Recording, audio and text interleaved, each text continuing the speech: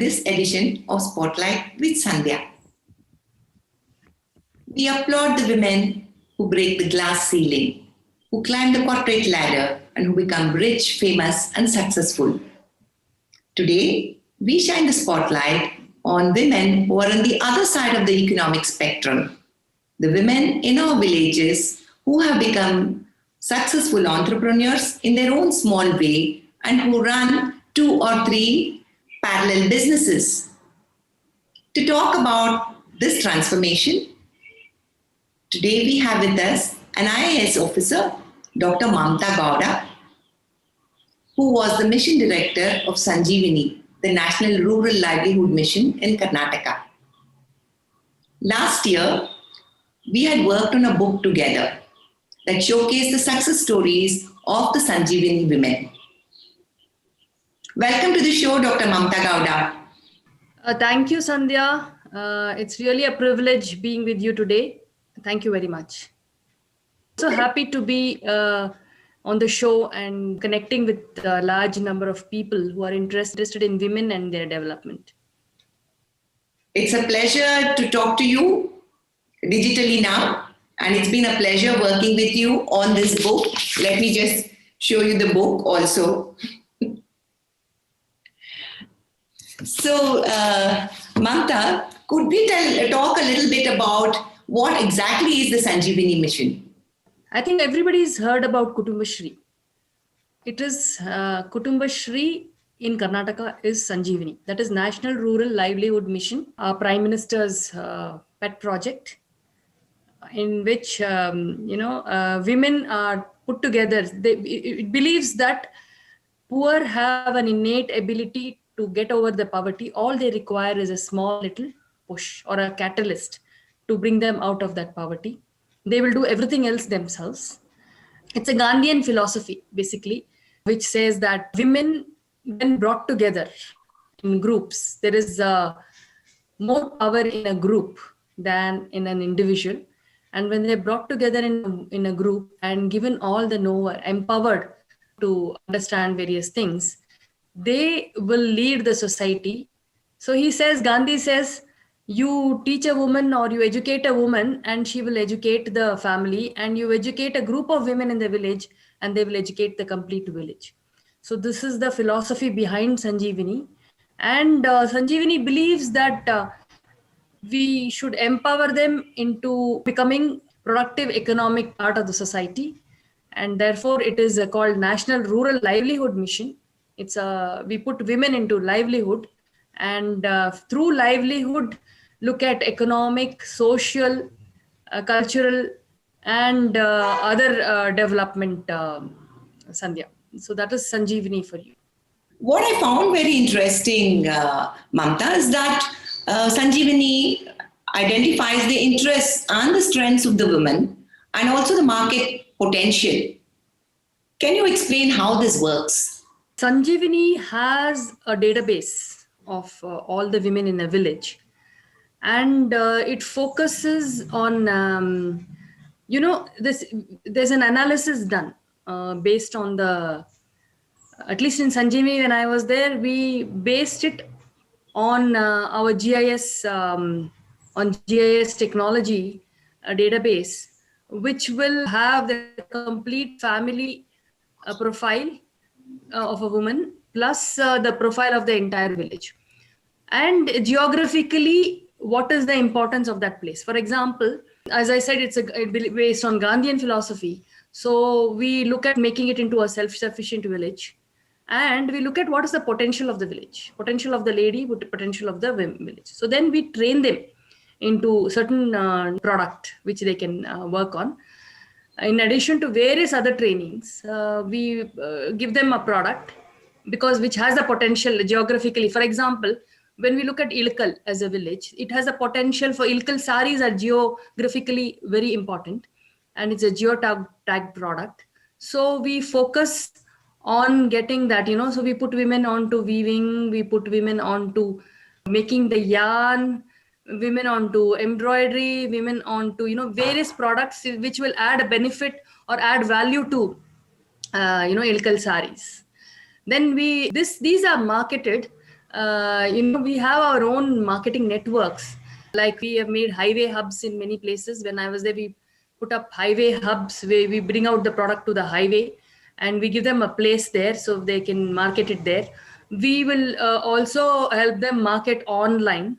Then we also bring them to, the Bangalore Metro has given us a mart. Then there are a lot of malls which have given places. So we help them market in these places. So, we have Saras Melas. The Saras Melas are basically like handloom, like you have these big fairs where people bring products from all over the country and market it there. So that is one of the things. And I have at least tried to help these women by sending them to international trade fair. I thought if they rub shoulders with people coming from international backgrounds, they will be able to modify their products better. And we help them brand it. We help them to be able to compete and rub shoulders with the bigger players. That was the intention. I also know that in the digital economy, you also helped enable these SHGs to sell their products across India online. Can you tell us how that has happened? Yes. And how effective has it been? See, the thing is, in a village, if you want to make it into a self-sufficient village, whatever products, for example, we've trained women into like mobile and other service organization plus products.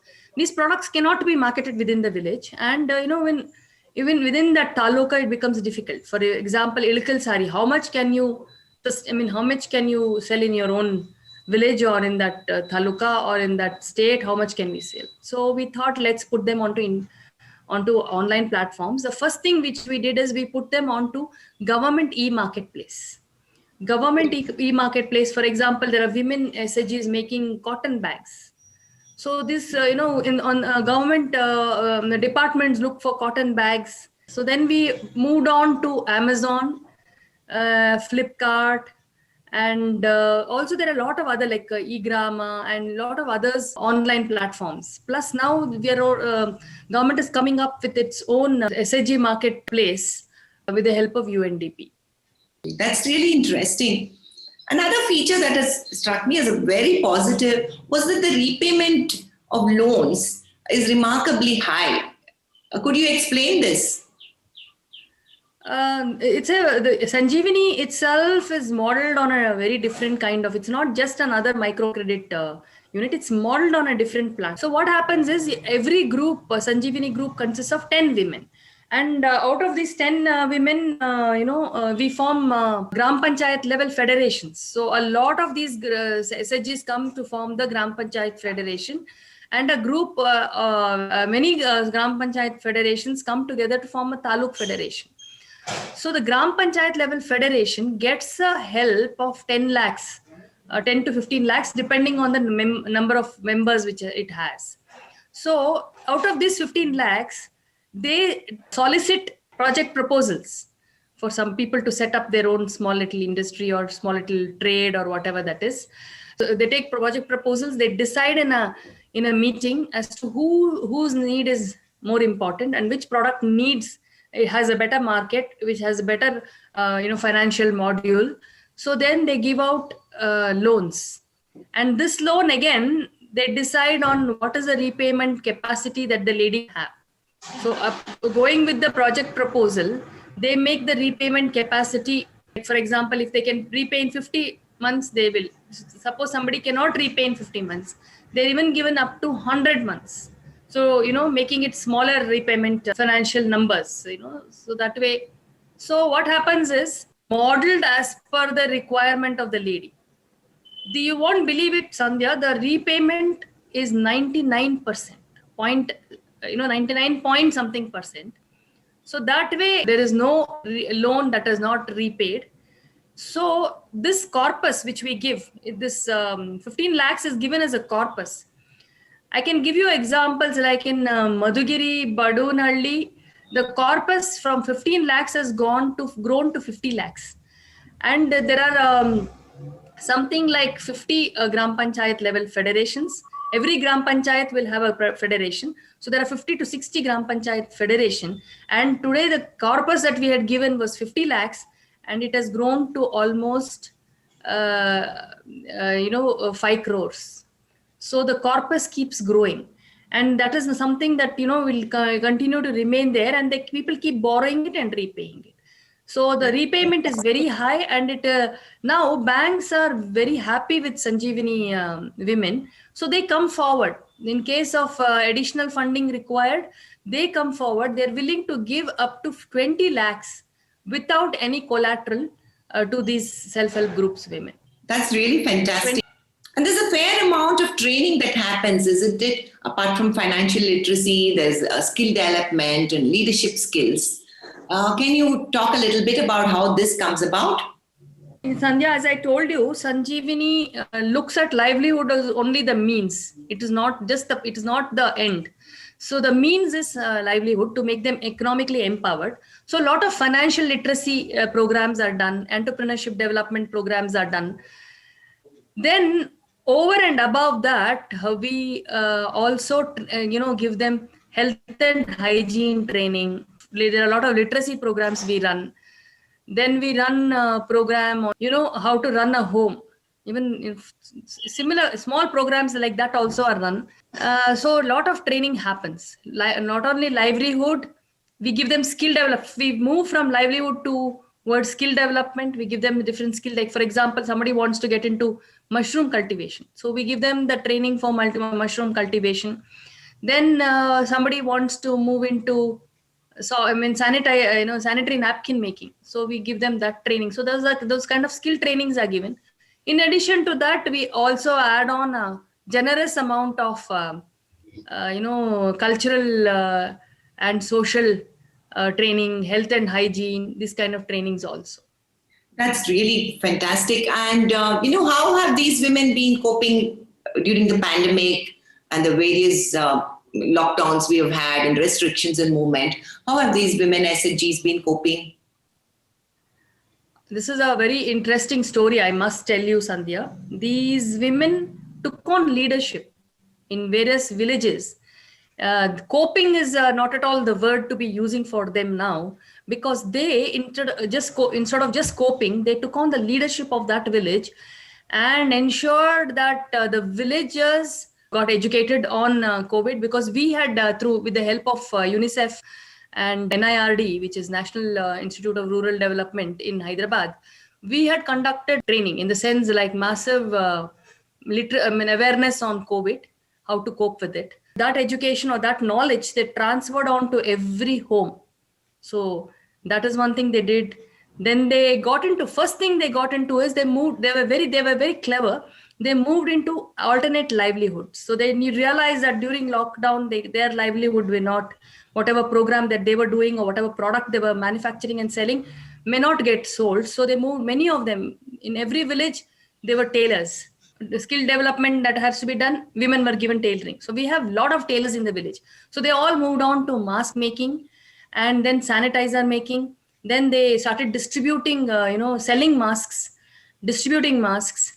They got onto alternate livelihood like, making food products and distributing. They opened community kitchens for migrant workers who are getting stranded.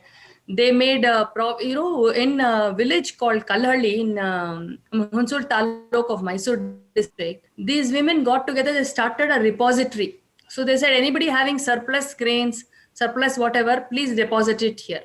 So they got the deposit from the villagers. They made food packets, like provision packets, and they distributed to all those places where there was a shortage. In Biddi village, they went ahead and did property tax assessments for the government. They kept watch on people in home quarantine. They kept watch on people having any kind of symptoms and informed ASHA workers and informed the health department immediately. So they worked like government functionaries. They took on the leadership. They even did counseling. Like many people went into depression. There was a lot of domestic violence happening because people were cooped up in their homes. They went and counseled. These families, they counseled people going through depression. So all this leadership development that's been happening is really very heartening.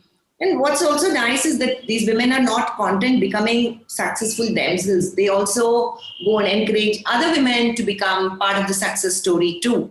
They have become agents of change. One of the byproducts of this has been an increased participation of women in the Gram Panchayat level of politics. Could you comment about that, Dr. Mamta? Yeah, this time during the Gram Panchayat elections, a lot of Sanjeevani women got elected into Gram Panchayat. But there are many who didn't want to. Like, for example, this lady in Kallarli, Pankaja. So I said, why don't you go in for, elections? So there's a very beautiful thing that she said. She said, to do service, you need not get into any elected posts. It's not necessary. Now I'm recognized, I will continue to be that focal point for my community without getting into any kind of political. So there are women who don't want to get into political this thing, but they would like to do service. But there are women, a lot of women who got in. I think almost 20% of Sanjeevani women have got into some kind of an office or the other in the electoral politics. That's a very heartening situation for us who are talking about women empowerment and women liberation and things like that, empowerment and equality of women and these kind of things. It's a very heartening thing. Absolutely. To note that. And thank you for being on the show today and sharing these very inspiring success stories of women in Sanjeevani and their champions.